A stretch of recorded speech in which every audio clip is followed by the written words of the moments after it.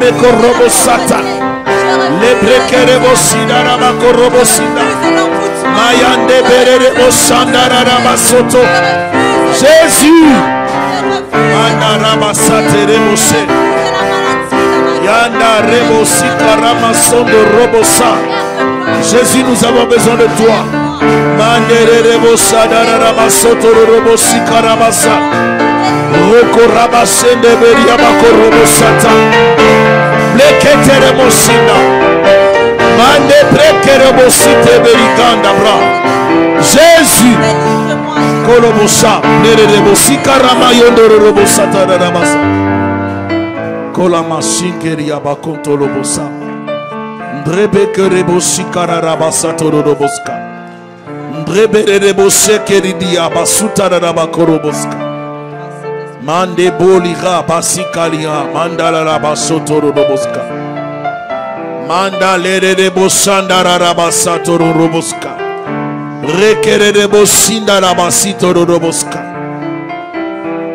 Père, nous avons besoin de toi.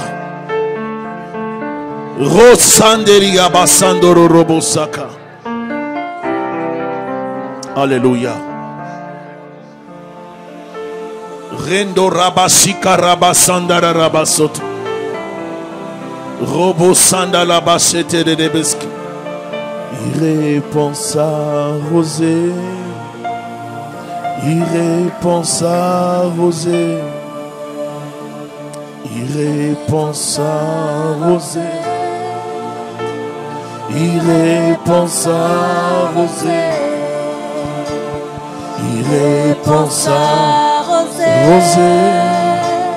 irréponsable, Jésus, irréponsable, alléluia.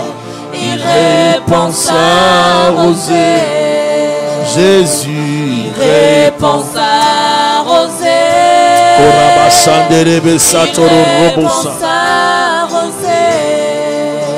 nous bénissons ton Saint-Nom, Jésus, pour ce temps de la parole. Nous demandons ta grâce et ta gloire sur nous. Saint-Esprit, glorifie le nom de Jésus-Christ en ce moment. Saint-Esprit, manifeste la présence de Dieu en ces lieux. Saint-Esprit, fais-nous du bien à travers les Écritures. Parle-nous. Viens nous instruire. Viens ôter tout ce qui ne donne pas gloire à Dieu. Dans les noms de Jésus-Christ. Nous confessons la puissance de Dieu sur nous. La victoire de Christ sur les ténèbres. Nous confessons la victoire de Christ à la croix. Sur le royaume de Satan. Nous savons que celui qui est en nous est plus fort que celui qui est dans ce monde. Nous soumettons nos esprits au Saint-Esprit. Dépose dans nos cœurs, Seigneur, une parole qui va nous aider à grandir dans les spirituels et à saisir notre destinée. Au nom de Jésus-Christ. Amen. Que le Seigneur vous bénisse abondamment. Amen. Je vais vous proposer de lire encore dans Exode, dans Genèse plutôt 12. Genèse 12 à partir du premier verset. Nous sommes en train de parler de lois incontournables de la bénédiction. Je parle de Genèse 12 du premier au verset 4. On peut s'arrêter au verset 4. Genèse 12. L'Éternel dit à Abraham, va-t'en de ton pays. Un appel un peu flou. Il y a un commandement et il y a une mission, n'est-ce pas? Un ordre de sortir. Tu quittes et tu t'en vas vers un pays que je te montrerai. Donc, il n'y a pas de précision. L'homme n'aime pas des choses comme ça. Mais ici, Dieu établit déjà un principe, c'est le principe de la foi. Abraham devait quitter, se promener, se diriger vers une destination inconnue par la foi. Amen. D'abord, ici, nous constatons, comme je l'ai dit la fois passée, l'obéissance. L'obéissance, Abraham n'est pas resté chez ses parents. Il avait dit, je ferai de toi une grande nation. Une promesse qui s'ajoute. Dieu appelle, Dieu commande, et Dieu, n'est-ce pas, dirige Abraham et il fait une promesse. Une promesse, si tu accomplis ce que Dieu te demande. Je rendrai ton nom grand, je te bénirai. Et tu seras une source de bénédiction. C'est-à-dire, Vous allez comprendre au fur et à mesure qu'on va travailler sur ça. Vous allez voir qu'il ne sera pas seulement béni, mais il sera aussi une source de bénédiction. Amen. Il sera aussi une source de bénédiction. Il y a des gens qui sont bénis, mais qui ne sont pas des sources de bénédiction.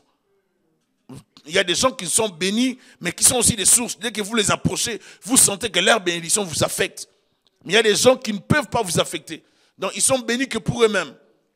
Je bénirai ceux qui te béniront. C'est-à-dire, même si quelqu'un te bénit dans le secret, même si quelqu'un te bénit en public, Dieu va bénir ceux-là qui vont te bénir. Dieu va maudire ceux-là qui vont te maudire.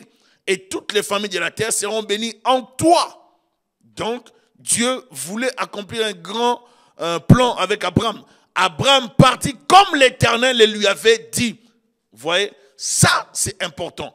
Dieu ne nous demande pas de désobéir pour avoir la bénédiction. Dieu nous demande d'obéir. Abraham partit comme l'Éternel lui avait demandé. Il est parti. J'ai expliqué la fois passée qu'il y a des choses qui obéissent aux principes. Dieu a déjà établi les temps pour le soleil, la lune, les étoiles, ainsi de suite. Donc, si c'est l'heure de la lune va apparaître. Si c'est l'heure du soleil, le soleil va apparaître. Ainsi de suite. On ne va pas prier pour ça. On ne va pas forcer les choses. C'est comme ça que ça se passe. Dieu a déjà programmé les choses. Il y a aussi des choses qui sont programmées pour nos vies. Et nous devons les vivre. Mais pour les vivre, ça nous prend de respecter les exigences. Amen. J'ai parlé rapidement, je vais parler de pourquoi la bénédiction, si on n'a pas fait le mal. Plusieurs personnes pensent qu'ils n'ont pas besoin de la bénédiction. J'ai entendu des gens dire, mais non, dans notre famille, il n'y a pas de problème. Dans notre famille, tout le monde est intellectuel, tout le monde a fini, tout le monde a son diplôme, tout le monde a étudié, tout le monde est bien. Nous, on n'a pas besoin de la prière. Nous, on n'a pas besoin de prière. Nous, on n'a pas besoin de bénédiction. Nous, on est vraiment bien. Dieu nous a déjà bénis. Ça, c'est semblant de paix, peut-être aussi une malédiction, un signe de problème. C'est-à-dire, c'est semblant de paix peut constituer un envoûtement spirituel de Satan qui empêche les gens de cette famille de se rendre compte qu'ils ont un problème malgré qu'ils ont l'argent. Vous comprenez un peu? Parce qu'on peut avoir le bien matériel, on peut avoir le bien de ce monde et ne pas en jouir. Ou en jouir juste pour une petite période. Parce que la bénédiction, ce n'est pas pour écourter ta vie sur la terre. La bénédiction, c'est pour prolonger ta vie sur la terre. Amen. La bénédiction, c'est pour t'amener à aller loin avec Dieu. C'est pour prolonger ta vie sur la terre. Donc, pourquoi chercher la bénédiction si on n'a pas fait le mal? On cherche la bénédiction parce que tout le monde en a besoin. Et les hommes de la Bible avaient compris qu'ils avaient besoin de la bénédiction. Vous allez voir, la descendance d'Abraham va se comporter dans le sens que si le père voulait partir, il va laisser aux enfants la bénédiction. Il ne va pas laisser forcément le matériel, mais il va laisser des paroles. Il va faire des déclarations. La bénédiction, ce n'est pas le matériel. La bénédiction, c'est le oui de Dieu dans la vie d'une personne. La bénédiction, c'est aussi l'onction de Dieu dans la vie d'une personne. La bénédiction, c'est un manteau de Dieu qui vient, c'est un revêtement de Dieu qui vient dans la vie d'une personne et qui ouvre la vie de cette personne. Et on a besoin de ça. On a besoin de la bénédiction. Et si nous voulons aller loin avec Dieu, nous devons chercher la bénédiction dans nos vies. Amen.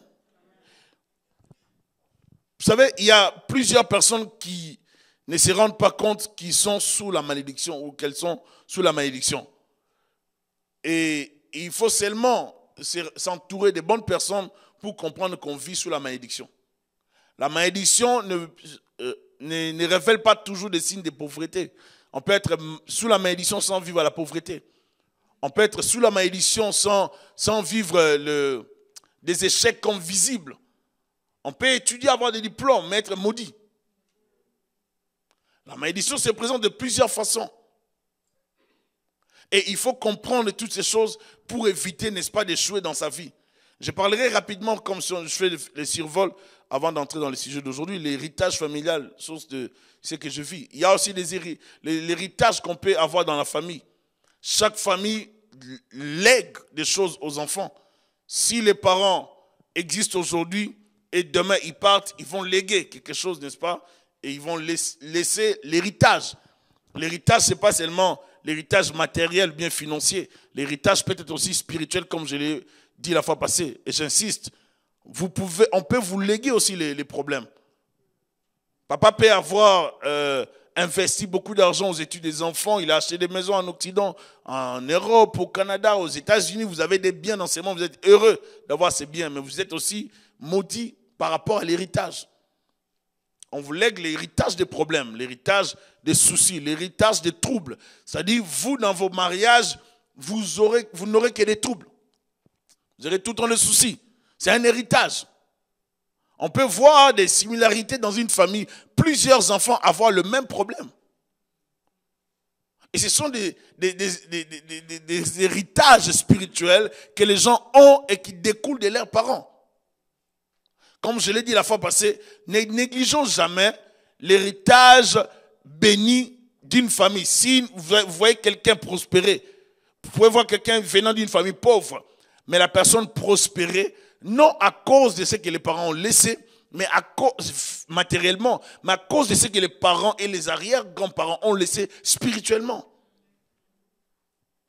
L'héritage spirituel qui attire la bénédiction a plus d'importance que l'héritage de la malédiction. Ce que nous faisons aujourd'hui peut affecter positivement ou négativement l'avenir des autres. En tant que responsable, on ne doit pas vivre. Vous me suivez? On ne doit pas vivre, n'est-ce pas, en négligeant l'avenir. Je voulais vous lire un livre, mais j'ai oublié. Je pense que j'avais ça en tête. Ça fait longtemps que j'ai lu ce livre. Je vais vous les lire ici les dimanches pour vous montrer quelque chose qui s'est passé dans une famille. Comment les parents ont exposé les enfants à la malédiction. C'est un livre qui ne parle pas sur la malédiction, mais que ça explique comment une famille a été sous la malédiction. La destinée des enfants était un peu compromise par les parents qui parlaient souvent de mal, de mauvaises choses. Et tout ce qui parlait, les enfants étaient exposés à cela. Et ça a attiré la colère de Dieu dans la famille. La malédiction était sur les enfants. Ce ne sont pas des Africains, ce sont des Blancs. Et la malédiction s'est installée dans cette famille et ils ont vécu la malédiction. Ce n'est qu'après un temps qu'ils se sont rendus compte, après avoir parlé avec leur pasteur américain, qu'ils avaient attiré la malédiction dans la famille. Amen. Donc, ce que nous faisons, ça peut parler positivement ou négativement pour l'avenir des autres. Donc, il y a la notion de l'héritage. On peut hériter de ses parents de l'argent, le bien matériel, mais on peut aussi hériter de ses parents des problèmes, des dettes et des soucis. On peut hériter de ses parents la maladie aussi, héréditaire. On peut hériter de ses parents la malédiction. On peut hériter de ses parents des charges, des fardeaux spirituels. Mon père est allé faire contracter des alliances avec des gourous pour avoir l'argent. Il a l'argent, il meurt. Il me laisse l'argent, oui, j'en jouis. Mais ceux-là qui ont donné l'argent ne vont pas me laisser comme ça. Ils doivent suivre, n'est-ce pas, la continuité de leur alliance. D'où ils doivent réclamer. Parce que moi, je continue à fonctionner avec leur argent. Pendant que tu fonctionnes avec leur argent, et ils doivent réclamer quelque chose. C'est-à-dire les clauses de l'alliance. Si dans les clauses de l'alliance, il fallait qu'il y ait des sacrifices. Donc, si ton père savait comment il faisait, que personne ne mourait dans la maison, lui-même il savait comment est-ce qu'il sacrifiait à l'extérieur, alors là, ils vont commencer à récupérer rapidement. Parce que c'est un mécanisme qui est déjà enclenché. Donc, ils vont récupérer naturellement dans la famille. Il y aura des morts, il y aura des décès, il y aura des maladies. Ils vont faire tout pour récupérer leur argent. Mais par les sangs. Vous voyez un peu? Et surtout, la plupart du temps, vous allez voir des gens qui ne se rendent pas compte de ces choses. En Afrique, souvent, je ne dis pas les Blancs, mais en Afrique et dans le pays afro, où nous vivons les mystiques au quotidien. De telle sorte que tu peux te disputer avec un oncle, avec une tante, avec un grand-parent, je ne sais qui, et qui peut juste prononcer des paroles sur toi. Ces paroles vont apporter, n'est-ce pas, la malédiction, des complications dans ta vie. Ou bien quelqu'un va te dire seulement, si tout ça, c'est souvent en Afrique, on va voir alors. C'est fini. Cette phrase-là, on va voir, va te causer beaucoup plus de problèmes que tu ne le penses. On va voir. C'est fini. Dès que la personne sort cette phrase, on va voir, la personne a déjà prononcé des paroles dans son cœur.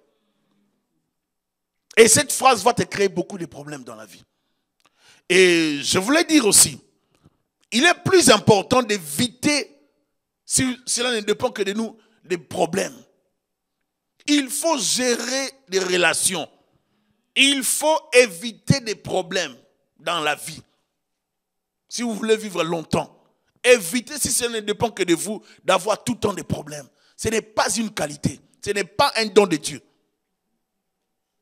Il ne faut pas vivre avec des problèmes, tout le temps des problèmes, tout le temps des problèmes. Il avait dit, elle avait dit, il avait dit, tout le temps des problèmes. Il y a des gens qui vont vous maudire.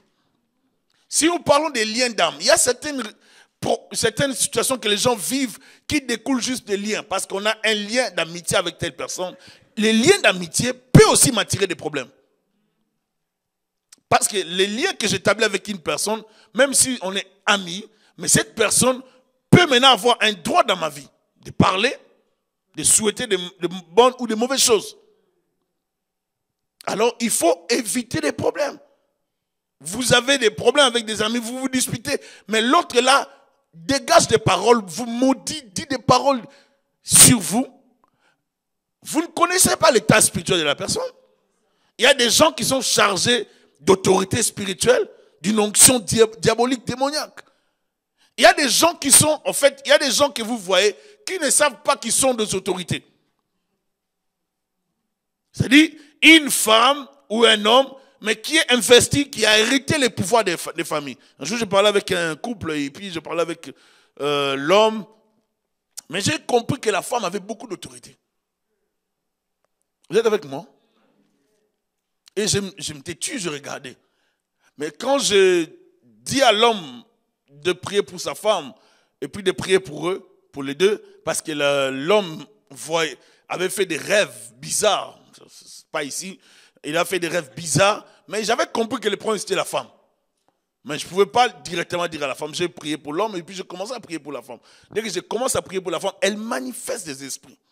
Et les esprits, bien aimés, les esprits ont tellement parlé clairement comment ils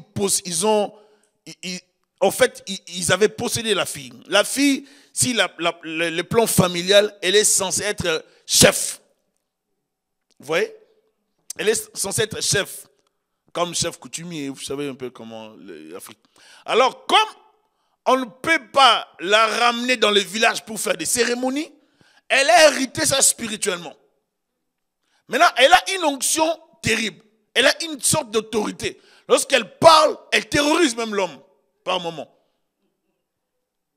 Et puis, bizarrement, ils ont même célébré leur alliance pour vivre ensemble dans un lieu qui fut choisi spirituellement. Et je l'ai appris seulement ces jours-là. Et pendant qu'eux, ils célébraient leur mariage, on l'intronisait, elle, officiellement. Donc, vous voyez, vous pouvez vous marier avec quelqu'un et pourrir votre vie. Vous pouvez faire la vie avec quelqu'un et détruire votre destinée. Il y a des gens qui se promènent, que nous voyons, qui sont chargés des esprits, en qui le diable a investi des choses. Mais eux-mêmes ne savent pas. Ils sont des dépôts ambulants des démons, des dépôts ambulants des problèmes, des maladies, des sorts. Donc ils sont des dépôts qui se promènent en fait. Si vous voulez la distribution, ils peuvent distribuer. À tout moment, ils en ont plein. Et j'ai dit plein. Et ce sont des personnes comme ça que le diable va utiliser maintenant, sans qu'elles le sachent, pour bloquer la vie d'autres personnes. Le diable va commencer à les utiliser, à savoir qu'ils seront en contact avec d'autres personnes pour détruire la vie ou les vies, pourrir les vies des autres. C'est important, c'est très sage même de savoir éviter certaines relations. Et aussi lorsqu'on comprend plutôt ce qu'on a hérité comme bagage spirituel, fardeau de la famille, de chercher la libération de cela. Amen. Vivre sous l'inconscience ou vivre sous l'envoûtement. J'en ai parlé rapidement. Je vais parler de ça aussi 5 minutes. Il y a des gens qui vivent sous l'envoûtement. Le diable les a envoûtés. Il les a aveuglés pour qu'ils ne voient rien. Nous rencontrons des gens qui ne sont jamais conscients de leur situation. et qui ne fournissent aucun effort. Vous allez voir quelqu'un qui a étudié. Il a fait des études. Il a fini avec distinction. Mais tout ce qu'il fait, c'est jouer au jeu de ping-pong, jouer au jeu des dames, jouer au jeu d'échecs, des cartes. Donc on peut le réduire à des petits jeux comme ça. Lui, il pense qu'il avance, il n'avance pas. Et c'est un problème spirituel. Et cet envoûtement, lorsque vous avez parlé à une telle personne, la personne va vous sortir toutes sortes de réflexions. Mais ces réflexions ne vont même pas conduire à des résultats. Donc il n'y a rien par rapport à l'avenir, mais il n'y a que des réflexions. Et l'envoûtement, comme je l'ai dit la fois passée, j'insiste, c'est la mauvaise chose, c'est la pire des choses qu'on ne doit pas recevoir des Satan. J'ai dit l'autre fois, je préfère être attaqué, savoir que je suis attaqué, mais je ne veux pas être envoûté. En fait, l'envoûtement, c'est une humiliation. Parce que l'envoûtement va te convaincre que tu es bien. C'est comme quelqu'un qui s'habille, mais qui a vous savez, la sauce sur ses vêtements. C'est ça l'envoûtement en fait. Tu te promets, toi tu crois que tu es bien. Mais les gens te voient que tu as un problème. Or l'envoûtement, c'est une humiliation. Donc en fait, on te dégrade, on te détruit en public. Vous allez voir quelqu'un qui est envoûté, qui ne se rend pas compte, qui vit des choses bizarres. Mais les autres vont se rendre compte. Et la plupart du temps, les envoûtés ne croient pas qu'ils sont envoûtés. Un envoûté ne peut pas accepter qu'il est sous l'envoûtement. Il ne va jamais croire ça. Et c'est ça la pire des choses. Lorsqu'on a l'envoûtement sur sa tête, on ne peut rien faire de bon. Une femme envoûtée ne va pas choisir un bon mari. Un homme envoûté choisira toujours une mauvaise personne. En fait, je vais expliquer. Si vous êtes programmé pour rater la vie, on va vous envoyer l'envoûtement. L'envoûtement, là, on va t'envoyer épouser un homme qui va te pourrir la vie. Vous allez voir une sœur qui aimait Dieu. Elle craignait Dieu. Elle était zélée, servante de l'Éternel. Le diable lui envoie seulement un envoûté. Un homme qui va pourrir sa vie. Maintenant, pendant une période, la sœur en question ne priait plus, ou bien elle avait des soucis par rapport à une certaine situation. Et le diable, maintenant, qu'est-ce qu'il va faire? Il t'envoie la personne. Tu vas te marier, tu tombes dans l'amour, n'est-ce pas? Tu es amoureuse. Ouais. Là, tu ne veux même plus prier, tu trouves que tu es en amour. Et c'est pendant cette période-là que le diable va tout conclure pour que tu entres dans la relation. Dès que tu entres dans la relation, c'est là que tu vas te rendre compte que tu étais piégé. Et même par moment, on ne se rendra pas compte. C'est là qu'après avoir consommé les mariages et après avoir eu 2, 3, 4 enfants, que tu vas te rendre compte que, au fait, j'ai fait un mauvais choix. Mais comment à l'époque je ne voyais pas ça? C'est l'envoûtement. L'envoûtement va te convaincre que tu es sur le bon chemin. L'envoûtement, c'est une arme satanique. Lorsque les démons, le diable veut réclamer quelqu'un, détruire une personne, il va l'envoûter pour que la personne puisse se diriger droit à la mort. Bien aimé, il faut continuellement refuser l'envoûtement. Alléluia. Que tu ne sois pas aveuglé. C'est comme un voile qu'on met sur une personne. Là où tu es censé t'arrêter, toi tu ne vas pas t'arrêter. L'envoûtement peut te pousser à faire toujours des erreurs, à blesser les gens, à parler toujours mal, à détruire tes propres relations. L'envoûtement va toujours te pousser à croire que tu as toujours raison, à croire que tu n'as pas besoin des autres, alors que tu ne peux pas vivre seul. L'envoûtement peut te rendre instable. Ça peut commencer à te déplacer d'endroit, d'entreprise en entreprise. Tu n'es pas stable. C'est une puissance qui égare. Il ne faut pas être envoûté. Alléluia. Ça détruit. Car un envoûté ne le croit jamais. Et ne l'acceptera jamais. L'envoûté croira toujours qu'il a raison. Et que les autres ont tort. Il comprendra toujours en retard. Ou à travers une réflexion, un raisonnement. C'est comme un mauvais sort qu'on jette sur la personne. Si tu n'es toujours pas conscient de ta réalité, alors rassure-toi que tu as un problème sérieux. Tu dois être conscient de ce que tu vis. L'envoûtement vient nous faire convaincre, nous faire accepter l'inacceptable. L'envoûtement vient nous amener à vivre une vie qui n'était pas la nôtre. L'envoûtement va t'imposer une vie. Un envoûté peut recevoir ou prendre une décision, épouser une femme ou un homme qui n'a pas choisi, mais qu'on a choisi spirituellement pour lui. C'est ça l'envoûtement. C'est-à-dire, je vais prendre l'exemple, mais je ne vais pas donner l'exemple clairement, mais je connais un cas d'un homme qui a épousé une femme. Tout le monde pouvait voir l'homme finir les études, bien étudié. Et après les études, tout le monde pouvait dire, ah, il a bien étudié, un beau garçon intelligent. Mais dès qu'il a épousé la femme, la vie a fait ça. Il n'a jamais travaillé dans son domaine. Il n'a jamais avancé. Donc lui c'est seulement des petits boulots, des petits jobs, des petits boulots, des petites histoires. Et tout ce qu'il essaye de faire, aspiré par la femme. Et la femme ne veut. Vous sentez que la femme, cette femme, c'est une sorcière en fait. Parce que la sorcière, ce n'est pas seulement la sorcière qui vole, ou qui sort de son corps. Mais c'est une destructrice à côté de l'homme. Donc elle n'apporte rien dans la vie de l'homme. On sent que l'homme fait ça au lieu d'avancer. Et ce que je dis, c'est une histoire vraie, mais je ne vais pas donner trop de détails. Et cet homme n'a pas percé dans la vie à cause juste de sa femme. Comment voulez-vous? Vous avez des problèmes spirituels, vous avez des problèmes, mais ta femme ne va pas aimer que tu ailles dans une église de prière. Regardez comment l'envoûtement fonctionne. Un envoûté ne va jamais, même s'il a des problèmes, lui il ira toujours dans les sectes. Il ira toujours dans les églises mortes, floues. Là où il n'y aura pas la solution, c'est là que le diable va l'envoyer. Oui, il y aura la solution, le diable ne va jamais l'envoyer là-bas. Au contraire, le diable, si l'envoûté faisait l'erreur de tomber, ou bien tomber dans une bonne église, le diable va lui créer des problèmes là-bas pour les sortir.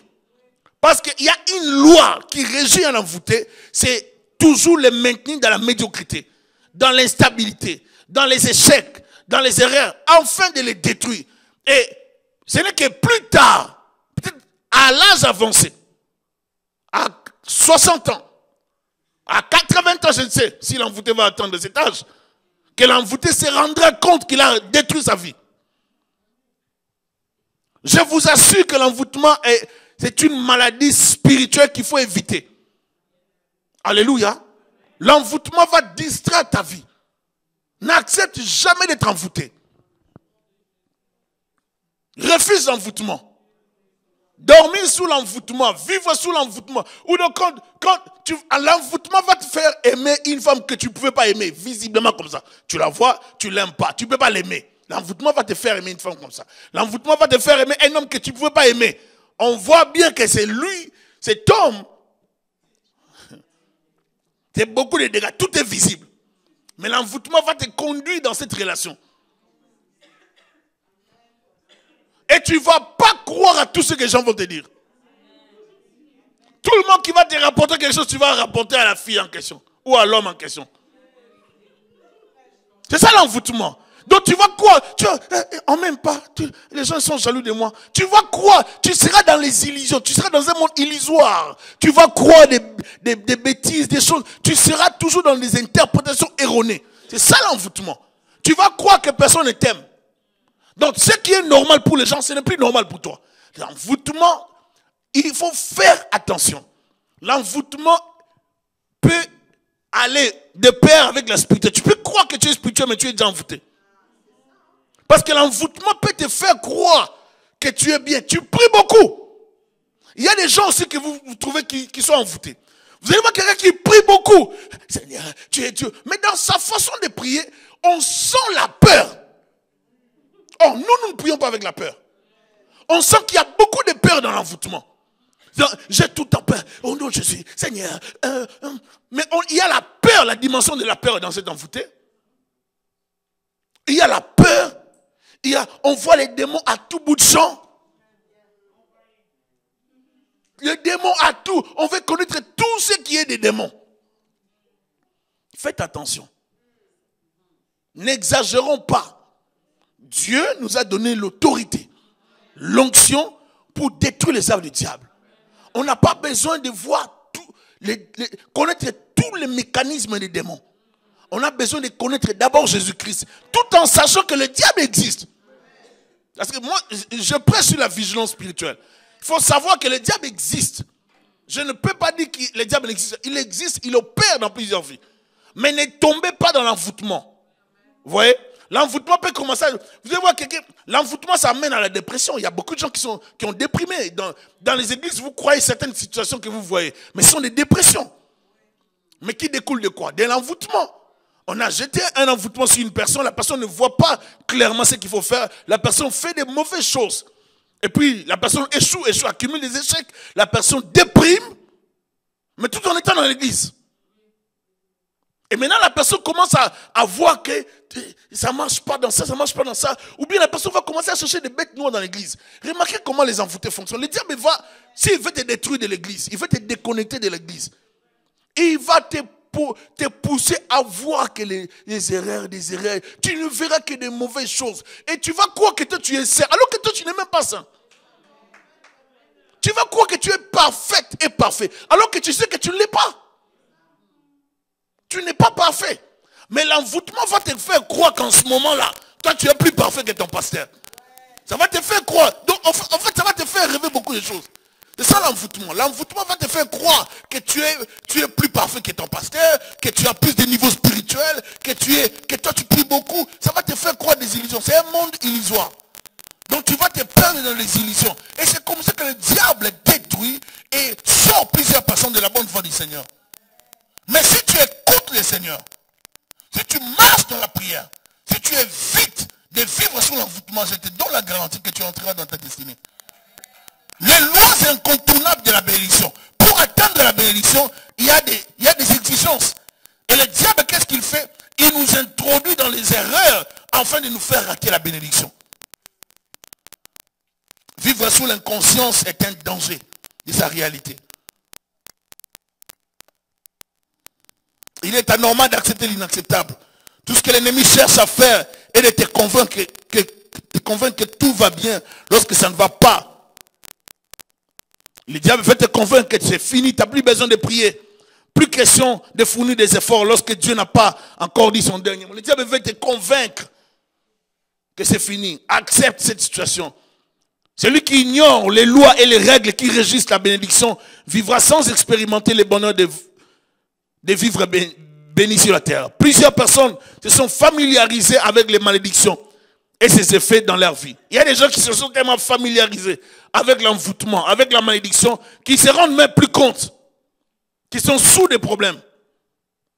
Le diable sait que la réussite dans la vie d'un homme dépend de sa capacité d'appréhender et de saisir la visitation divine dans sa vie. Alors qu'est-ce que le diable va faire? Il va t'envoûter pour que tu n'arrives pas à appréhender, à saisir la visitation de Dieu dans ta vie. Si tu connaissais les temps de ta visitation, et le diable sait, quand Dieu visite une personne, le diable sait que Dieu change la vie de cette personne. Alors qu'est-ce que le diable fait? Il envoûte les gens. L'envoûtement, c'est un voile qui t'aveugle spirituellement. Comme je l'ai dit la fois passée, prier avec un homme de Dieu, envoûté, je vous assure, est un danger pour votre avenir. C'est un danger terrible. C'est-à-dire, quand je me rappelle d'un homme de Dieu, il n'aimait pas de jeûnes prières. Il ne veut pas de retraites, il ne veut pas jeûner. Lui ne veut pas jeûner. Il dit que Jésus a tout fait pour nous. Donc, et il a convaincu plusieurs personnes. C'est-à-dire que plus tard, qu'on a su que, bon, vous savez, quand Dieu veut révéler, il révèle. Hein. Quand on a su que le monsieur était vraiment, hein, il sortait quoi. On a compris que c'était un homme qui était dans les mystiques, dans les sorciers. Mais il y a beaucoup d'infiltrés comme ça dans les églises. Vous savez, quelqu'un non, Dieu, il ne veut pas que vous puissiez beaucoup prier. Il veut seulement que vous soyez là, lui, lorsqu'on chante, il est content. On n'a pas besoin de faire des prières d'autorité. Jésus a tout payé à la croix. Non, il a tout payé à la croix, mais il ne nous a pas interdit de prier avec autorité. Il dit, je vous ai donné le pouvoir. Je suis un peu choqué et par moments dérangé de voir que plusieurs serviteurs de Dieu sont mal à l'aise lorsqu'on fait des prières d'autorité. Je n'arrive pas à comprendre pourquoi. C'est parmi les armes du diable dans ces temps de la fin. Bien aimé, n'arrêtez jamais de faire des prières d'autorité pour vos vies. N'arrêtez jamais. Tu ne vas pas te désenvoûter par l'adoration. Tu te désenvoûtes par l'autorité. Exerce ton autorité. C'est important. vous savez, prier sans la révélation est un danger. Prier dans l'envoûtement est encore pire. Vous savez que vous pouvez tu as des problèmes dans la tête, tu as des maux de tête. Toi, tu pries pour la tête, alors que le problème, ce n'est pas vraiment la tête. Le diable veut te tuer. Donc, Dieu veut que tu chasses l'esprit des morts. Mais l'envoûtement te focalise seulement la tête. Tu tournes autour de la tête, alors que le problème, ce n'est pas la tête. Le diable te désoriente. Raison pour laquelle on a besoin de l'orientation de Dieu dans notre vie. On a besoin que Dieu nous oriente toujours. C'est pour cela que dans ces domaines, on a besoin du prophétique. On a besoin que Dieu nous parle. On a besoin que Dieu nous révèle, même dans les sommeils. On a besoin que Dieu nous révèle des choses cachées. Et c'est important pour nous. Amen. Hein? Le diable sait que la réussite de ta vie dépend de la révélation divine. Alors il va t'empêcher de saisir la révélation. Il va t'empêcher de saisir ce que Dieu te révèle. Il fait de son mieux pour empêcher tes yeux spirituels, par l'envoûtement bien sûr, de recevoir ce que Dieu est en train de te montrer. Il va te conduire par des préoccupations, te conduire par des soucis, il va t'occuper au fait. Vous savez, des fois lorsqu'on veut calmer un enfant, on lui donne plusieurs jouets. Il se calme facilement. On lui trouve seulement des choses. C'est comme ça qu'il avait fait avec plusieurs personnes. Il sait qu'il fait te distraire, il te donne des jouets. Pour lui, ce sont des jouets. Tu te fâches, tu fais des choses. Mais le diable sait que tu t'as donné des jouets. Pourquoi tu ne vas pas à l'église? Non, ces jours-ci, je ne vais pas prier vraiment. Je suis en train de réfléchir. Dieu doit me dire si vraiment il m'a choisi ou pas. Ah bon? Mais reste. En lui, il n'y a ni changement, ni ombre de variation. Toi, tu vas changer, tu vas vieillir. Mais lui, il reste le même. Du reste, Abraham que je prêche n'est même plus là. Dieu, est-ce que c'est? Dieu n'est plus Dieu? Dieu est toujours Dieu. Donc, ne fais pas de caprices avec Dieu. Parce qu'il y a des pièces de rechange. Il y a tellement de gens qui veulent servir Dieu. Il y a tellement de gens qui vont servir Dieu. Ne rêve pas de faire des caprices avec Dieu. Avec Dieu, on les sert. Alléluia. Parce que Dieu a tellement des ouvriers en formation, des ouvriers en réserve. Il ne faut pas rêver. Sers Dieu pendant que tu as le temps. La bénédiction et la malédiction appartiennent au monde spirituel. La bénédiction et la malédiction sont invisibles, sont immatérielles. Ça appartient au monde spirituel. Ce sont des capacités invisibles, mais réelles, qui finissent par se matérialiser ou par se rendre visibles dans la vie d'une personne. La bénédiction peut devenir visible, la malédiction aussi également. Lorsqu'on te bénit, on te donne rien, on te dit que tu es béni. Ce sont des paroles, mais ces paroles deviendront visibles. Alléluia. Si tu crois à ces paroles, les paroles-là vont t'accompagner. Les paroles-là feront en sorte que les choses visibles viennent vers toi. Juste pour dire que nous sommes là. C'est-à-dire la bénédiction veut dire je suis là dans sa vie. La même chose la malédiction, ça fonctionne comme ça. Maintenant, quand tu comprends que tu es sous une malédiction, ne continue pas seulement à pleurer. Non. Prends le processus de prière. Entre dans la profondeur de la prière. Cherche la face de Dieu. Casse ça. Vois l'homme de Dieu. On prie pour ça. Alléluia. Parce qu'il y a des malédictions, tu peux prier comme ça, tu n'arriveras pas à l'enlever. Ça prend l'autorité. Parce que la personne qui maudit a une onction d'autorité. Vous voyez? La personne qui maudit a une onction d'autorité. Il faut aussi casser cette onction. Si Dieu t'a élevé dans le spirituel et que tu as l'autorité, tu peux aussi casser cette malédiction. Mais il ne faut pas laisser une malédiction rester dans ta vie. Non, il ne faut pas l'accepter. Tu ne peux pas être béni ou maudit sans voir dans ta vie des signes qui le représentent visiblement. La malédiction, la bénédiction viennent aussi par des représentations physiques. Tu dois voir les matériels, tu dois voir des signes, tu dois voir la paix. Alléluia. La bénédiction est comme un vêtement de faveur ou une tenue royale, tandis que la malédiction est une tenue d'un détenu.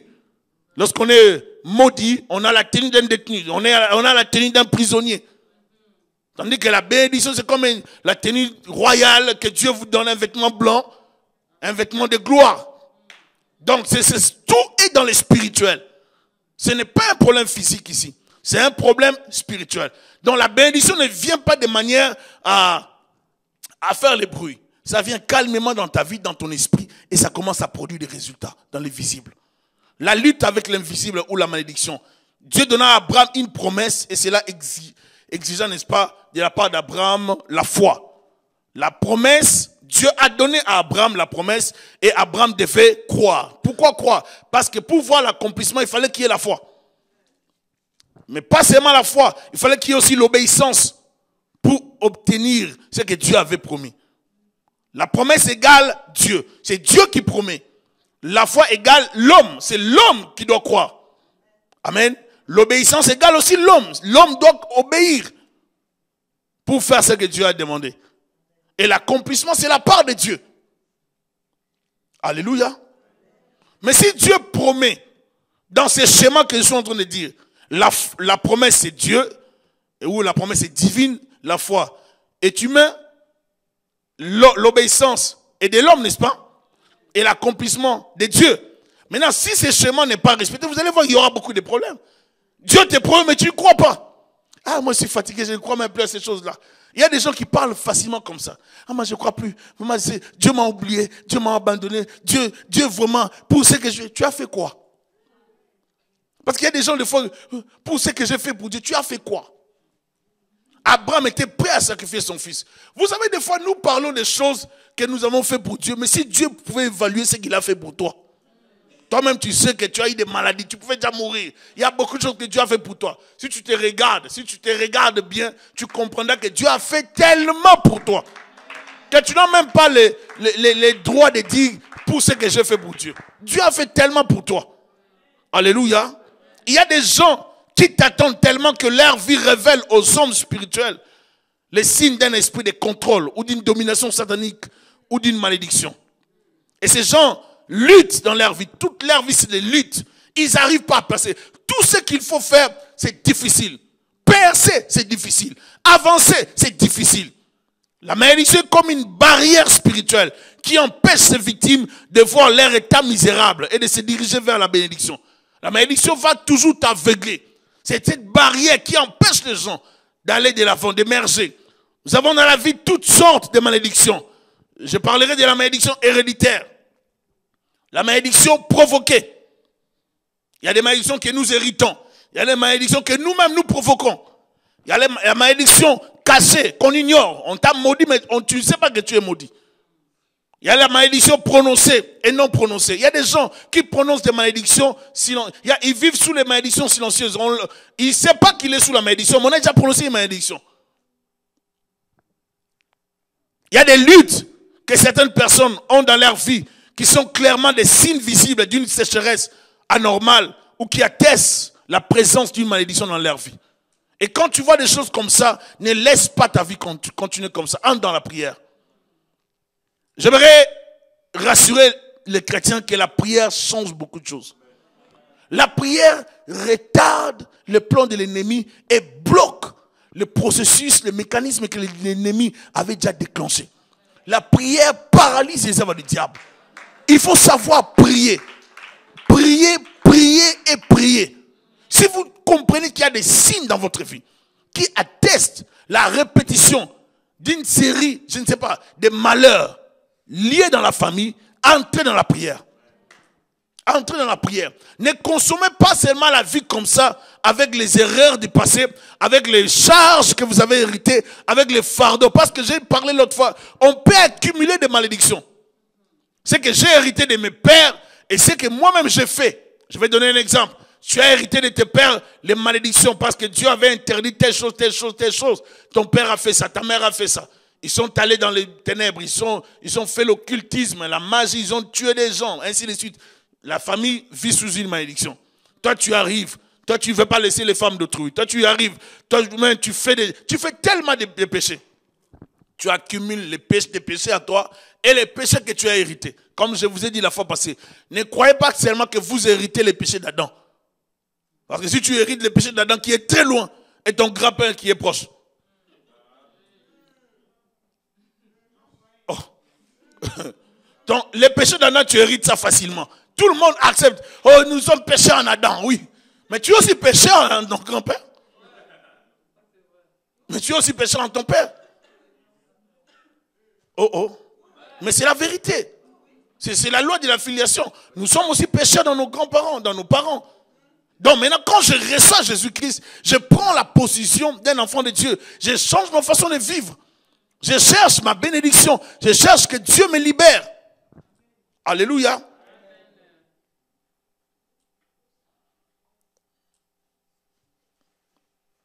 Depuis Adam et Ève, tous ceux qui veulent la bénédiction doivent respecter les clauses, les conditions. Il n'y a que eux qui ont reçu la bénédiction comme ça. Multipliez-vous, vivez, soyez bénis. C'était facile pour eux. Mais après ça, c'est des sacrifices.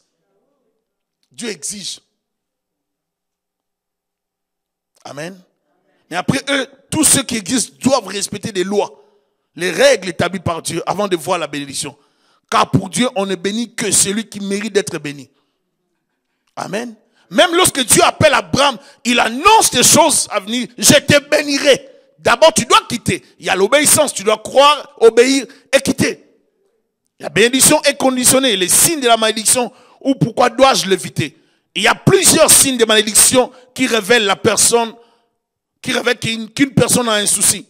Il y a des gens qui ne se rendent pas compte qu'ils sont déjà sous une malédiction quelconque à cause de leur vie. Il faut savoir dans la vie comment vivre avec les gens. Car il y a des ceux-là qui maudissent sans les dire. Et puis, il faut éviter de promettre à certaines personnes. Surtout dans nos cultures-là. Vous savez comment les gens fonctionnent. Tu as promis, puis tu commences à fouiller. Tu fouilles. Maintenant, la personne là commence à parler. Si c'est maman, je ne l'avais pas aidé. Il me fait ça. Si c'est maman, tu vas commencer à vivre avec trop de problèmes. Tu ne sais pas pourquoi. Mais ces problèmes-là viennent à cause d'une seule personne. Je vais dire, ne négligez pas les domaines spirituels. Amen. Les combats restent dans le spirituel. Il y a certains problèmes dans lesquels il ne faut pas entrer. Certaines situations de famille, il ne faut pas mettre votre tête là-bas. Est-ce que j'ai expliqué à quelqu'un? Il y a certains problèmes. Oh non, l'héritage, tout le monde doit partager. Moi, j'ai dit que c'est ça. C'est tout dans ce genre de choses-là. Sois prudent. Ne tombe pas si c'est, oh là, c'est beaucoup d'argent. Moi, je ne peux pas laisser ma part comme ça. Ça part là, laisse-la. C'est ma part. Vous savez, moi, je ne peux pas accepter. C'est pour ça qu'il faut plusieurs personnes mourir comme ça, brutalement. Tu meurs brutalement, bêtement, tu pars et tu laisses cet argent. Surtout dans les partages de l'héritage, surtout pour les afros. Il faut être sage et rester dans la prière. Oh non, tout le monde a dit, toute la famille doit se réunir. Moi, je ne peux pas manquer. Oh, regarde comment la sorcellerie t'invite. Regarde comment tu vas mourir. Regarde. Un jour, Dieu m'a parlé d'un jeune homme qui devait voyager. J'ai donné une parole de conscience à quelqu'un qui devait voyager pour aller au Congo. Je lui ai dit de ne pas partir. Et le jeune homme est venu. C'est mis debout, il est venu me voir. Je lui ai dit, ne voyage pas. Il y a un piège derrière ce voyage. Et il m'a cru, il a dit, bon, je vais repousser ça d'abord. J'ai dit, repousse ça un peu. Dès qu'il a repoussé les voyages, dès la deuxième semaine, il y a eu la mort dans sa famille. La mort dans sa famille de la personne qui insistait qu'il puisse descendre là-bas au pays. Il dit, regardez des fois, on va te transférer la mort comme ça. Et on prend ta vie. Je me rappelle l'histoire, le frère Tom m'a raconté l'histoire de son ami qui est allé enterrer sa mère au pays. Il vient de l'Europe. Il part, il enterre sa mère au village.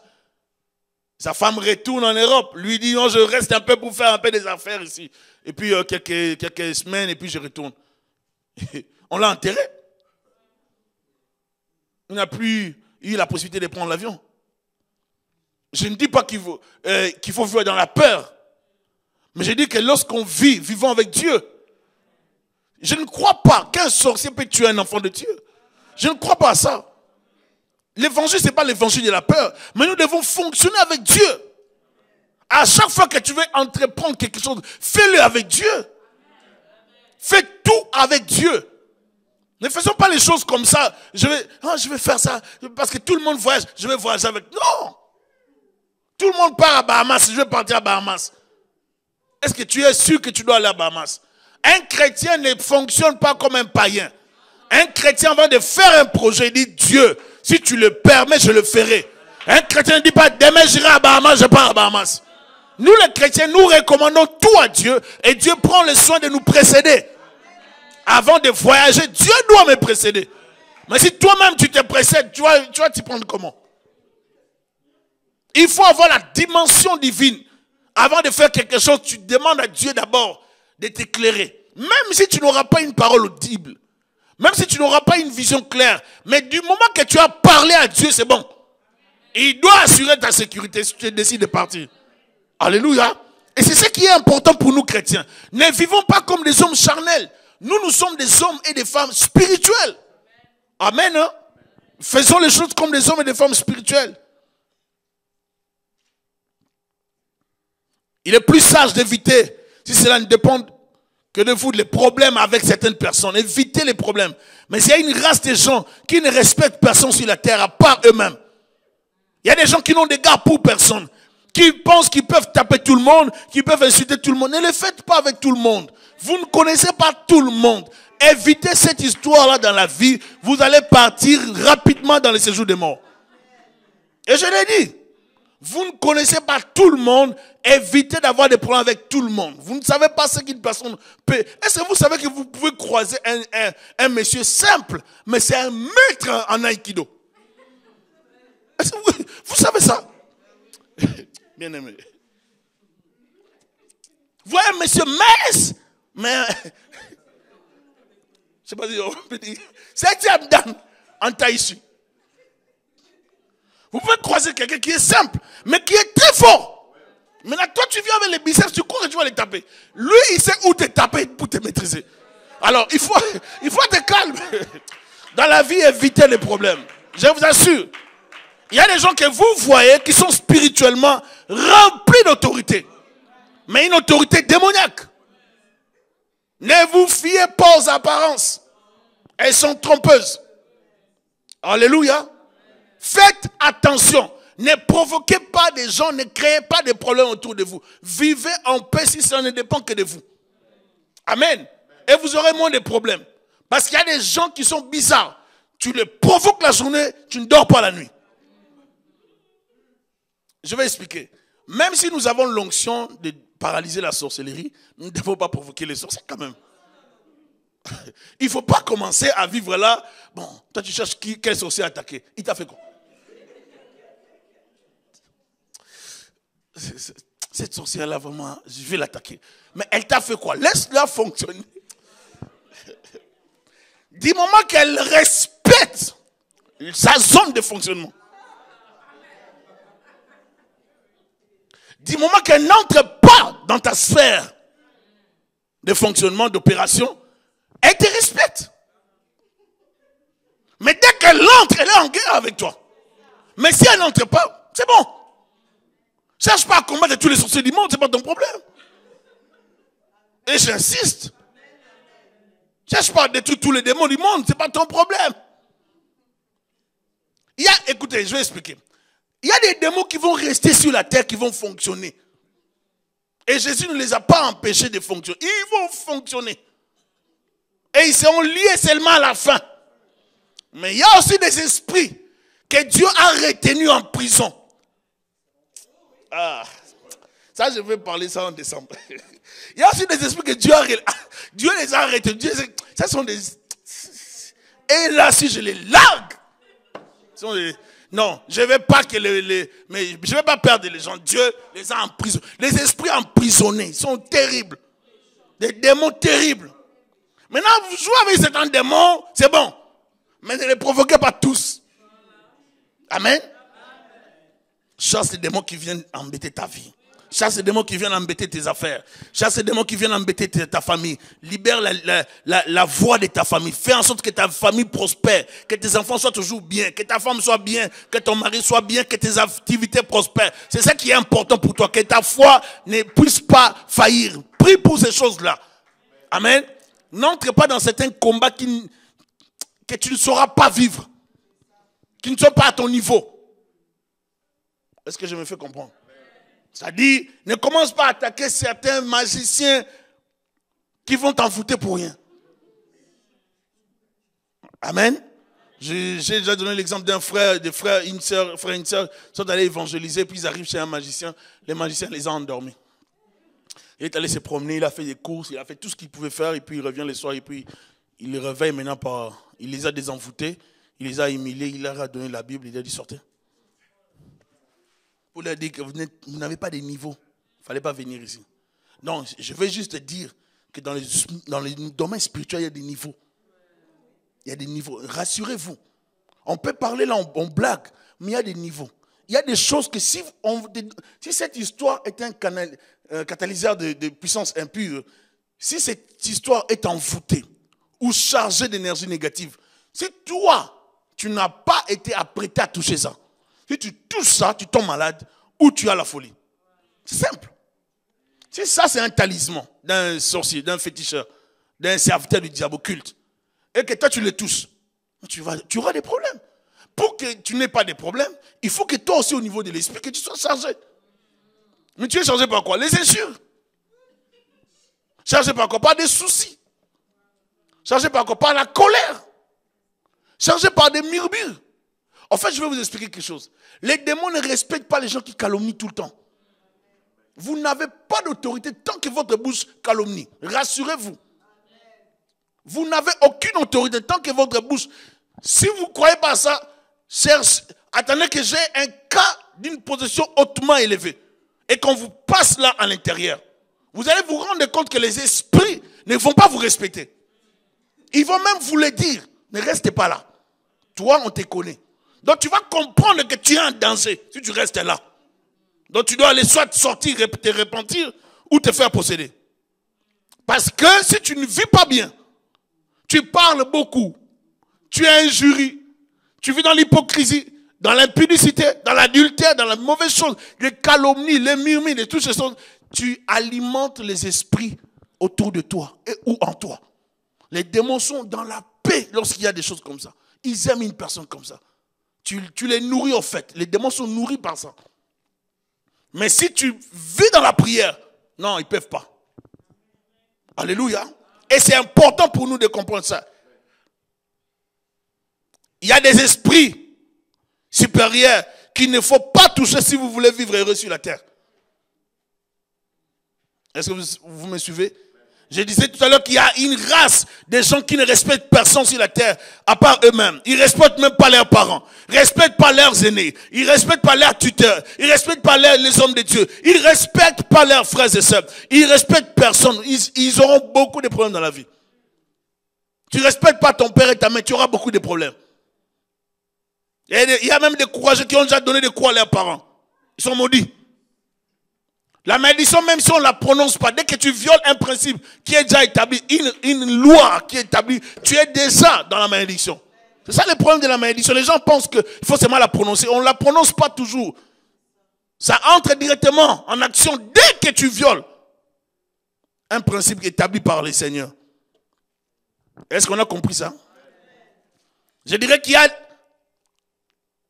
y a des esprits supérieurs qu'il ne faut pas toucher si vous voulez vivre heureux sur la terre. Même les esprits des parents, c'est-à-dire ton père, tu ne peux pas jouer avec, ta mère, tu ne peux pas jouer avec les hommes de Dieu. Il ne faut pas faire ça. Il ne faut pas commencer, comme tu donnes l'argent à ton père, à ta mère, tu humilies ton père alors que c'est eux qui ont pris soin de toi. Tu t'attires la malédiction? C'est facile. Ne chasse pas un démon, c'est toi les problèmes. Ne chasse pas un démon. Oh non, je vais chasser les démons, je vais prier toute la nuit. Perte de temps. Sois poli. Les démons ne vont pas venir. C'est tout. Ça, c'est un problème de politesse. Ces démons-là viennent parce que tu es impoli. Est-ce qu'on comprend? D'abord, si tu veux chasser les démons de l'impolitesse. Et puis la malédiction ne viendra pas. C'est simple. Parce qu'il faut comprendre comment ça fonctionne. Parce que tu vas croire qu'en priant beaucoup, tu vas changer quelque chose alors que tu es impoli. C'est juste l'impolitesse qu'il faut bannir. Il y a des personnes sacrées. Des personnes mises à part pour Dieu. Que vous devez respecter malgré votre opinion. C'est-à-dire, tu peux ne pas être d'accord avec ton père, respecte-le. Tu peux ne pas être d'accord avec les pasteurs, respecte les pasteurs. Tu peux ne pas être d'accord avec ta mère, respecte-la, c'est ta maman. Tu peux ne pas être d'accord avec un aîné, respecte-le, tout court. Il ne faut pas se leurrer parce que tu as l'argent, que tu peux commander tout le monde. Vous aurez beaucoup de problèmes. La raison pour laquelle vous voyez certaines personnes monter et faire ça. Parce que tu montes, mais tu as trop de problèmes. Mais là, tu fais la descente aux enfers. On te maudit tous les jours. Maintenant, tu as des problèmes, des enfants malades. Tu as tout le temps des problèmes. Tu as tout le temps des problèmes. C'est parce que toi-même, tu n'as pas su gérer ta langue. Tu n'as pas su gérer les relations. Vivez heureux, en paix, en évitant au maximum les problèmes avec des gens. J'insiste sur ça. Ne vous prenez pas comme Rambo dans les films. Quand vous avez des armes, des biceps spirituels. Non. Évitez beaucoup de problèmes. Prenez pas comme Rambo. Oh, Sylvester Stallone. Non, évitez ça. Le combat spirituel, ce n'est pas un film. Le respect des parents est une obligation. Et cela reste non négociable. Il faut respecter les parents biologiques et les parents spirituels. La malédiction ne produira que des effets nocifs, des effets négatifs dans nos vies. Car être maudit serait égal à vivre sous une condamnation liée à une certaine impureté. Les gens qui sont sous la malédiction, vous savez, ces gens cohabitent avec l'impureté. Et ils attirent que les démons.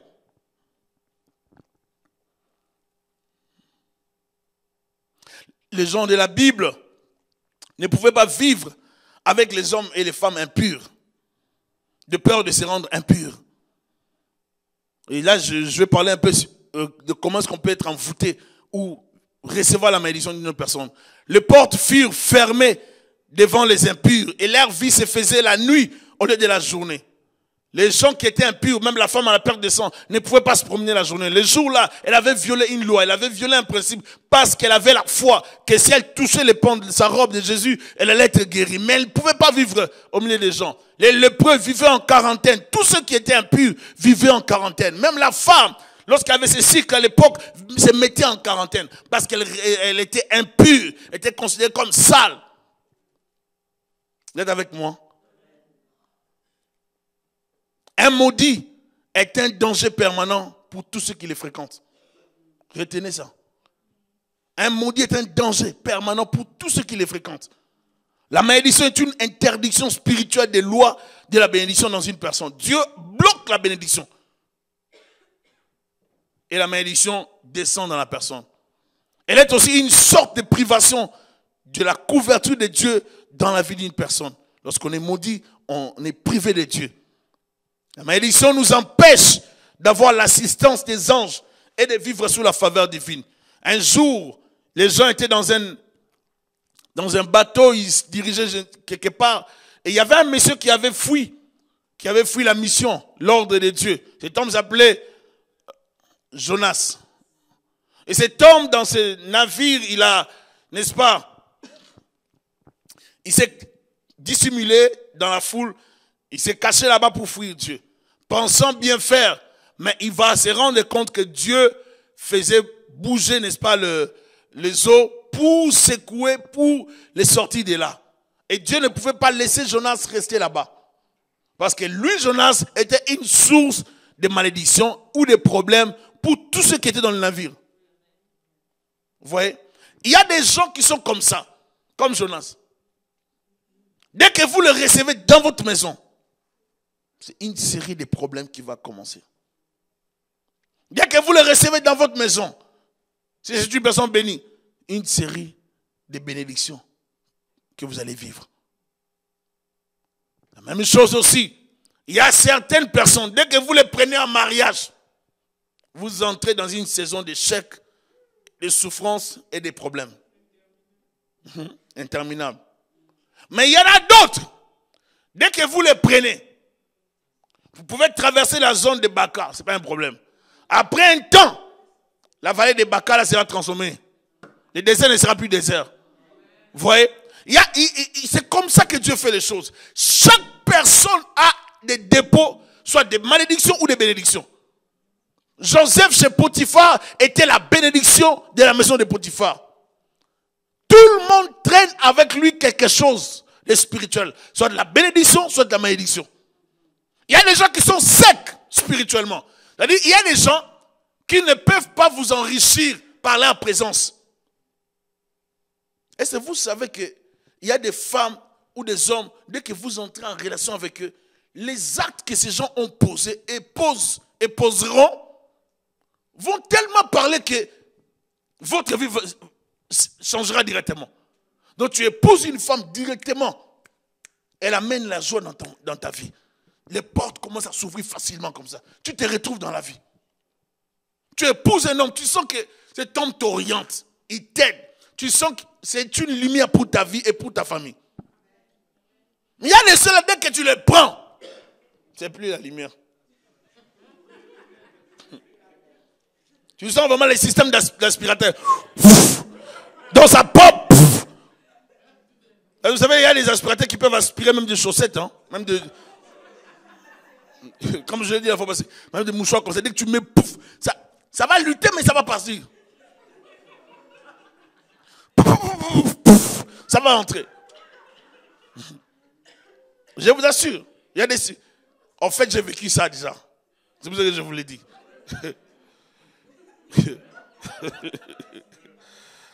Il y a des aspirateurs qui aspirent. Alors maintenant, si tu vis avec un aspirateur, il va tout le temps aspirer des choses. Il y a un homme qui a fait l'expérience de ne pas dire des choses à sa femme. Parce qu'à chaque fois qu'il disait à sa femme, il échouait. Mais les jours qu'il n'a pas dit un projet à sa femme, il a abouti, il a compris que la femme était sous le contrôle démoniaque. Parce que les démons ne savent pas tout. Mais ils peuvent utiliser une personne qui est sous leur contrôle pour recueillir les informations. Parce que les démons ne sont pas omniscients. Ils peuvent avoir les informations à partir de la personne qui est sous leur contrôle. Maintenant, à qui tu parles? À qui tu donnes les informations? Tu as un bon projet. Tu veux réaliser ce projet. Tu veux l'atteindre. Mais quand tu prends le téléphone, tu parles à qui? Tu parles à un païen. Tu parles à un païen avec qui tu as des relations d'amitié. Mais c'est un païen. C'est un païen. Donc, les gens qui te combattent dans le spirituel vont localiser. Je ne vais pas parler anticipé, mais je dois parler quand même. Vous savez, le monde des ténèbres est tellement organisé que les gens pensent que c'est désorganisé. Lisez Matthieu chapitre 12. Qu'est-ce que Jésus dit? 25 jusqu'à par là. Jésus est en train de dire, si Satan chasse Satan, c'est que son royaume est divisé. Donc, cela nous renvoie à comprendre qu'il y a l'administration dans le domaine satanique. Le diable est organisé. Il est très organisé.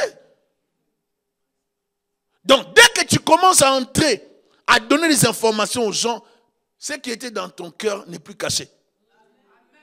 Dès que tu parles à une seule personne, et si la personne à qui tu as parlé ne prie pas bien, ces genre de personnes, dès que tu tournes le dos et qui prend aussi le téléphone, c'est fini.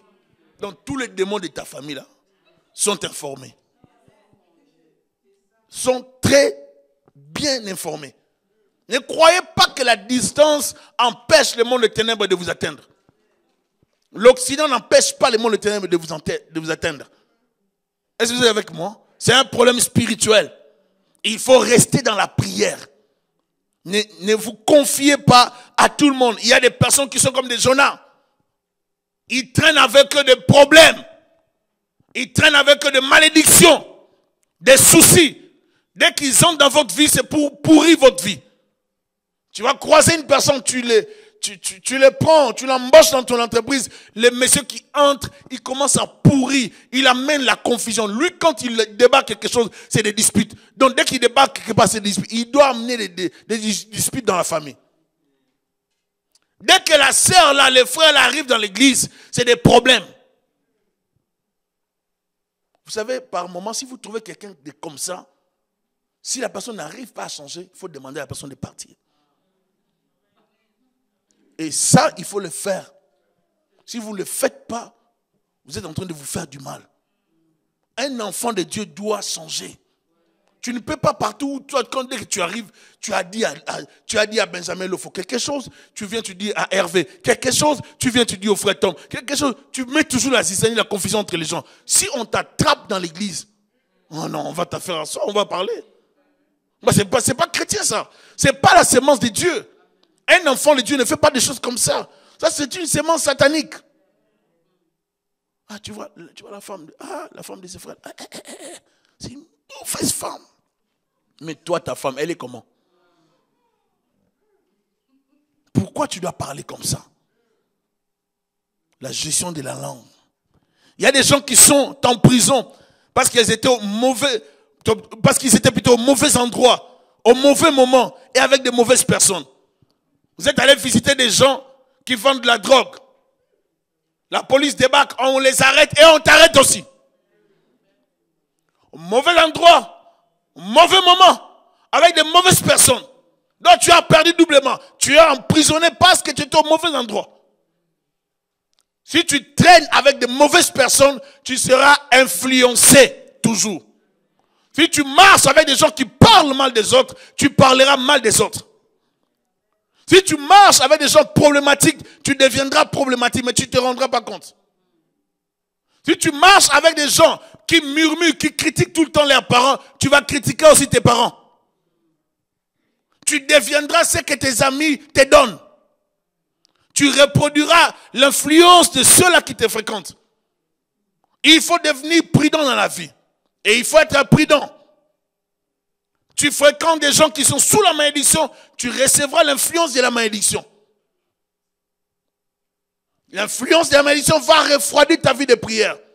Toute personne qui t'empêche de prier, de croître dans les choses de Dieu, d'aimer encore Dieu davantage, c'est une mauvaise personne. Cette personne ne t'aime pas. Cette personne qui te dit, ah non, tu n'as pas besoin de prier. Vous savez, les jours que vous commencerez à vous voir que vous n'avez pas besoin de prier, comme on prie ici mardi, jeudi, dimanche. Dès que vous commencez à sentir que, alors que vous avez la possibilité de toujours venir prier. Mais dans votre tête, on commence à te faire croire que non, quand je parle le mardi, je ne parle pas le jeudi. Donc rassure-toi que tu es dans une voie qui n'est pas correcte. Mais si tu as la possibilité de prier, et que tu pries toujours, parce que plus tu pries, plus tu écoutes la parole, plus tu sers Dieu, plus tu grandis spirituellement. Et le diable ne voudra jamais ça. En fait, je vais expliquer pour finir. Il y a des gens que Dieu a appelés à devenir des serviteurs de Dieu, qui ne vont jamais les devenir, parce que eux, dans leur tête, ils attendent que Dieu descende et qu'il leur parle clairement. Toi, tu deviendras pasteur, prédicateur. Maintenant, commence à lire rapidement la Bible, commence à suivre les prédications, les enseignements, participe le mardi, le jeudi et le dimanche. Il y a des gens qui attendent ça, vous n'aurez jamais cette voie. Si tu ne t'appliques pas aujourd'hui à faire ce que tu dois faire, demain tu ne deviendras jamais ce que tu dois devenir. Dieu, lorsqu'il parle à Abraham, il lui dit, va-t'en de ton pays, quitte ton père et ta mère. Sors de ta patrie, sors de la famille. Dieu donne des ordres. Abraham devait obéir. Pour Abraham, c'était juste un commandement. Il prend l'ordre, il sort avec. Abraham ne voyait pas demain. Abraham ne voyait pas les jours à venir. Abraham voyait le présent. Nous sommes là tel que nous sommes ici. Il y a des gens qui négligent leur avenir. Parce qu'ils ne pensent pas, ils ne voient pas ce que Dieu a réservé pour eux. Si vous ne savez pas ce que Dieu a pour vous, restez dans la prière. Parce que ce que Dieu a pour vous est glorieux. Ne perdez pas le temps avec des banalités. Il y a des lois qui régissent le processus de la bénédiction. Vous voulez atteindre la bénédiction, respectez les préalables. Marchez dans la voie du Seigneur. Dans Deutéronome chapitre 1, la Bible dit, voici les paroles que Moïse adressa à tout Israël, de l'autre côté du Jourdain, dans le désert, dans la plaine vis-à-vis de Souf, entre Param, Tophel, Laban, Atzeroth et d'Israb. Il y a 11 journées depuis Horeb, par le chemin de la montagne de Sir, jusqu'à Kadeh Barnéa. Dans la 40e année, dans la 40e année, au 11e mois, le premier mois, Moïse parla aux enfants d'Israël selon tout ce que l'Éternel lui avait ordonné de leur dire. 40e année, après avoir quitté l'Égypte. 40 ans dans le désert. Maintenant, là, il vient parler. C'était après qu'il eut battu Sion, roi des Amoréens qui habitait à Esbon, et Og, roi des Bassan, qui habitait à Ashtaroth et à Édrei. De l'autre côté du Jourdain, dans le pays de Moab, Moïse commença à expliquer cette loi et dit, l'Éternel notre Dieu nous a parlé à Horeb en disant, vous avez à se demeurer dans cette montagne. Tournez-vous et partez. Allez à la montagne des Amoréens et dans tous les voisinages, dans la plaine, sur la montagne, dans la vallée, dans le midi, sur la côte de la mer, au pays des Cananéens et au Liban, jusqu'au grand fleuve, au fleuve d'Euphrate. voyez, j'ai mis le pays devant vous. Allez et prenez possession du pays que l'Éternel a juré de donner à vos pères. Il a juré de donner à qui? À Abraham, à Isaac, à Jacob et à leur postérité après eux. Dans ces pays, dans ces temps-là, je vous dis, je ne puis pas à moi seul vous porter. L'Éternel, votre Dieu, vous a multiplié. L'Éternel, votre Dieu, l'Éternel vous a multiplié et vous êtes aujourd'hui aussi nombreux que les étoiles du ciel, dont la prophétie d'Abraham vient de s'accomplir. Que l'Éternel est Dieu de vos pères.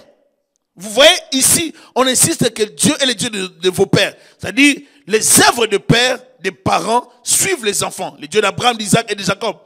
Le Dieu de vos pères vous augmente 1000 fois autant et qu'il vous bénisse comme il vous l'a promis. Comment porterai-je à moi seul votre charge, votre fardeau et vos contestations? Prenez dans vos tribus des hommes sages, intelligents, connus, et je les mettrai à vos têtes. Vous me répondîtes en disant, ce que tu proposes de faire est une bonne chose. Ici, Moïse est en train de revenir par rapport à la loi. Il est en train de faire un rappel par rapport au passé et par rapport à la vie présente et il présente le futur. Dieu avait promis à Abraham, Genèse 12. Dieu a accompli des choses jusqu'aujourd'hui.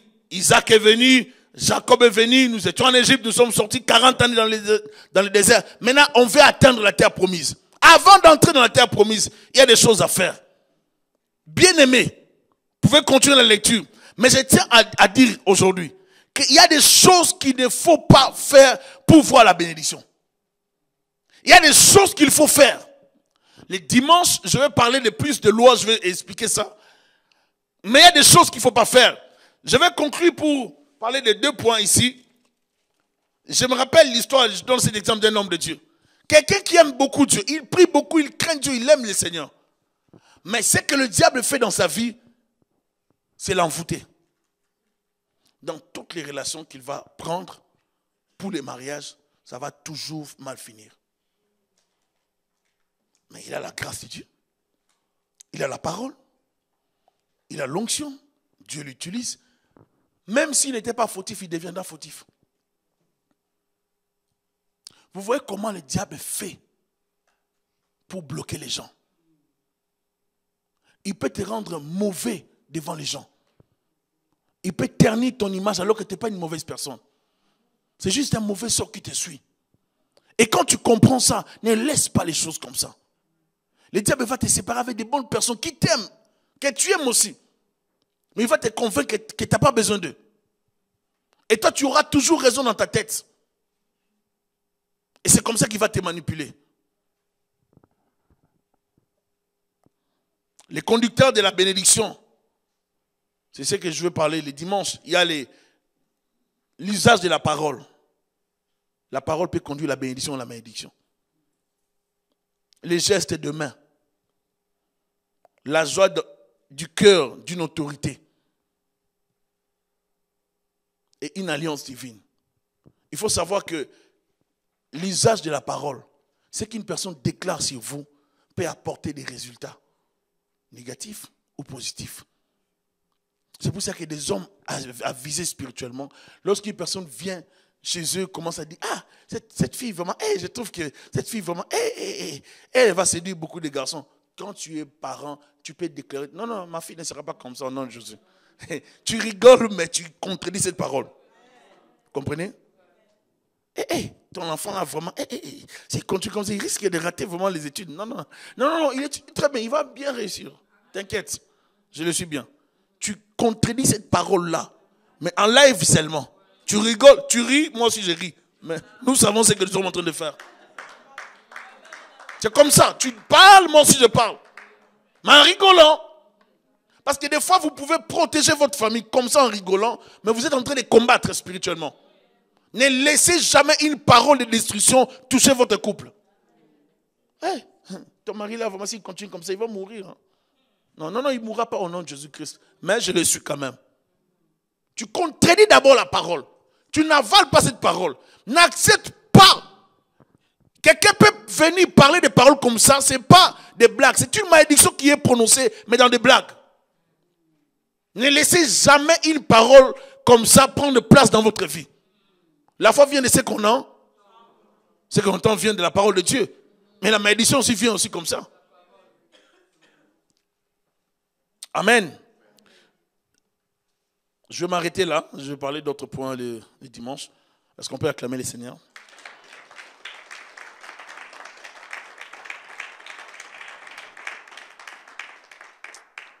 Prie après moi, Seigneur Jésus-Christ.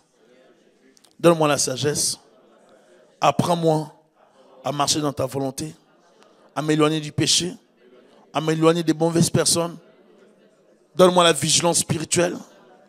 Accorde-moi, Seigneur, une bonne vie de prière. Réveille mon esprit. Réveille mon intelligence. Donne-moi tout ce qu'il faut pour que je reste spirituel. Pour que je ne m'égare pas. Que le ténèbre, c'est loin de ma vie. De ma famille, de ma destinée, au nom de Jésus-Christ. Je refuse de vivre sous la malédiction, sous les lois des ténèbres.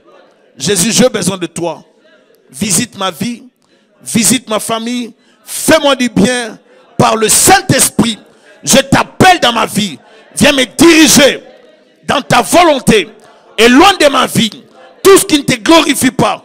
Au nom de Jésus, manifeste ta puissance dans ma vie, dans ma famille. Couvre-moi par l'onction du Saint-Esprit. Révèle-moi les choses cachées. Ouvre mes oreilles. Ouvre mes yeux. Rends-moi sensible à la voix du Saint-Esprit. Que je ne tombe pas dans le piège de l'ennemi. Au nom de Jésus. Je refuse que ma vie soit une succession de problèmes, des soucis, des échecs. Au nom de Jésus.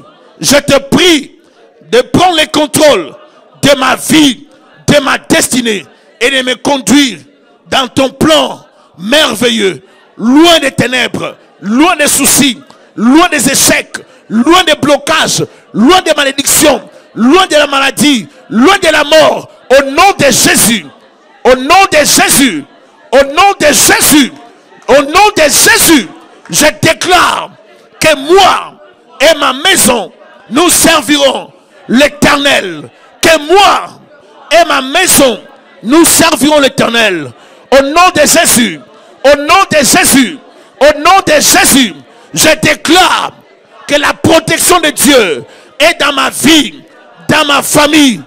Aucune loi des ténèbres ne pourra opérer dans ma vie, dans ma famille. Au nom de Jésus, au nom de Jésus, Saint-Esprit, prends contrôle de mon être tout entier. Dirige-moi dans la volonté de Dieu, loin du péché, loin des pièges, des ténèbres, au nom de Jésus. Père, que ta grâce soit sur ma soeur, mon frère, que ta grâce soit sur nous. Seigneur, donne-nous, Seigneur, à rester vigilants. Déconnecte-nous de toute relation pouvant nuire à nos destinées. Sépare-nous de toute personne piège, toute personne qui peut nous nuire d'une manière ou d'une autre. Sors-nous de tout chemin de la mort. Sors-nous de tout chemin de maladie. Sors-nous de toute voie, Seigneur, de malédiction. Accorde-nous, Seigneur, la sagesse, la vigilance spirituelle. Au nom de Jésus-Christ. Réveille l'esprit de quelqu'un. Rends une personne sensible à discerner, à comprendre et à éviter les pièges de l'ennemi. Accorde-nous à appliquer les lois incontournables de la bénédiction afin que nous atteignions nos destinées. Au nom puissant de Jésus, nous avons prié. Amen. Que le Seigneur vous bénisse.